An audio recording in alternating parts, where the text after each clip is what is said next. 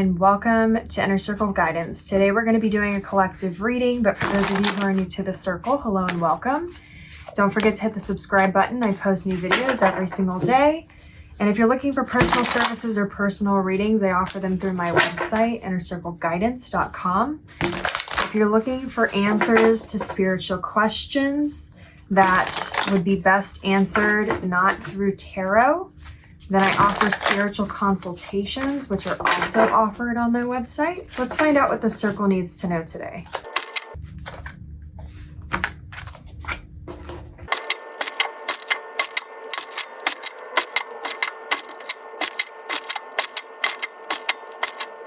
Okay, so the Devil card fell out. We have the High Priestess. We have the Nine of Pentacles.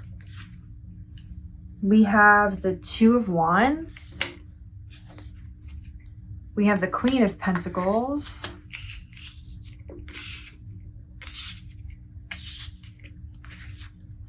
We have the Three of Swords. We have the Death card on the bottom of the deck.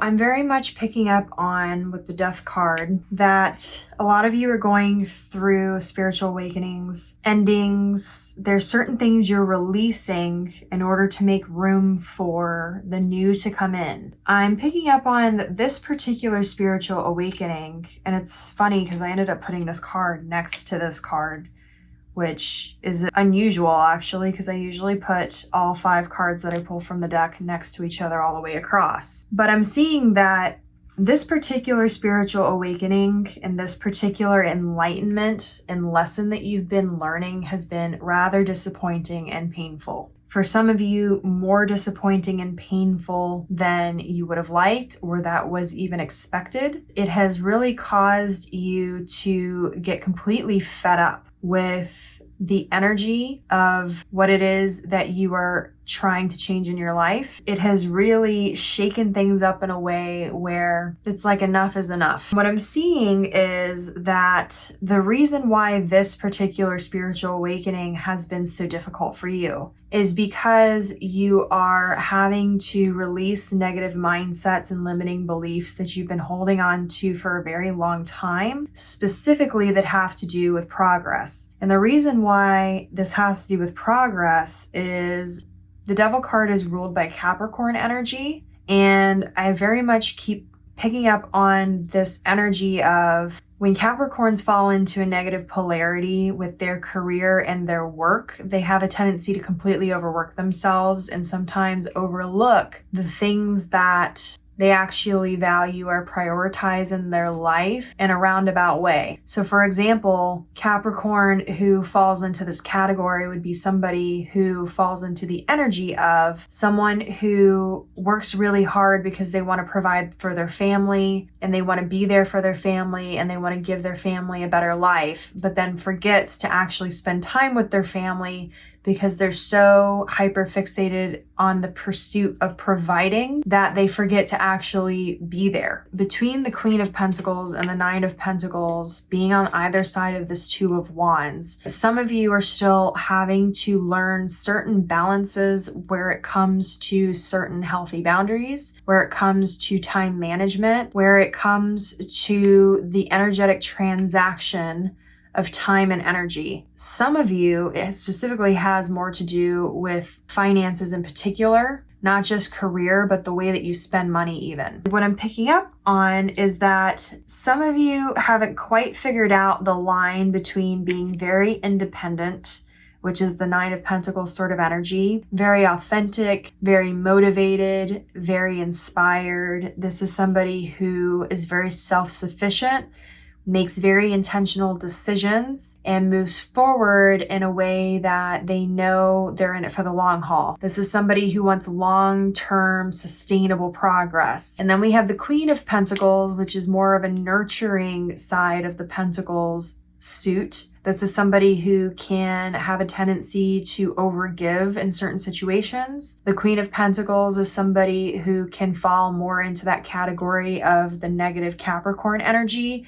where they overwork themselves, they burn out, they get so hyper fixated on particular financial goals or goals having to do with career or finance that they kind of forget the values and the reason behind why they're doing it. They can sometimes lose focus in terms of where they put their time and energy and the value behind that and where the boundaries should be. And I'm seeing that for some of you, this is really the balance between the two. It has more to do with slowing down. Some of you have a tendency to be that person who's laying the track for the train and not allowing the train to stop. And it just keeps going and going, and you're always at risk of getting run over or derailing the train because you're not slowing down enough to either enjoy the journey and the process or to make more intentional decisions. Part of this transformation has to do with connecting to your higher self and being able to pay more attention to your intuition. When you are rushed like that and you are not making the intentional decisions and you just keep running, or you keep going, you begin to lose touch with your higher self, your intuition, and lose touch with yourself, which causes you to fall out of balance, be less intentional,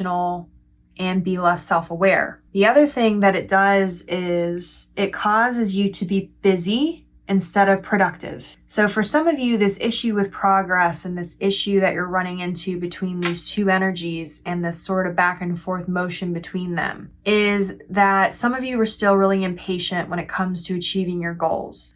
And you're sort of in this rat race where it's always the next best thing. Others of you, the reason why you are in that energy to begin with is because you are comparing your success to other people. Instead of only competing with yourself and focusing on yourself, you're comparing your journey and your progress with somebody else's. Now, for those of you who are just busy all the time, but not being productive, another problem that I'm seeing here that has to do with these two separate energies is that you're more focused on how hard you're working instead of how much progress is being made because you have these limiting beliefs around the idea that in order to achieve certain successes, you have to work really hard, or in order to achieve a lot of money, you have to work really hard. There's these limiting beliefs that are causing you to continue to be busy instead of being more productive and intentional. Working really hard doesn't always equal more money. Doing everything yourself isn't always the best course of action. Some of you need to be more focused on the work you're doing, what projects you're wanting to do, and who you're doing it with instead of how hard you're actually working. If you are measuring your progress based off of how hard you're working instead of how much progress is being made, or if the work that's being done is even in the direction of what it is that you want, then you need to work on redefining your measurement of progress. For those of you who are very ambitious, I'm seeing that this is going to be a struggle for you,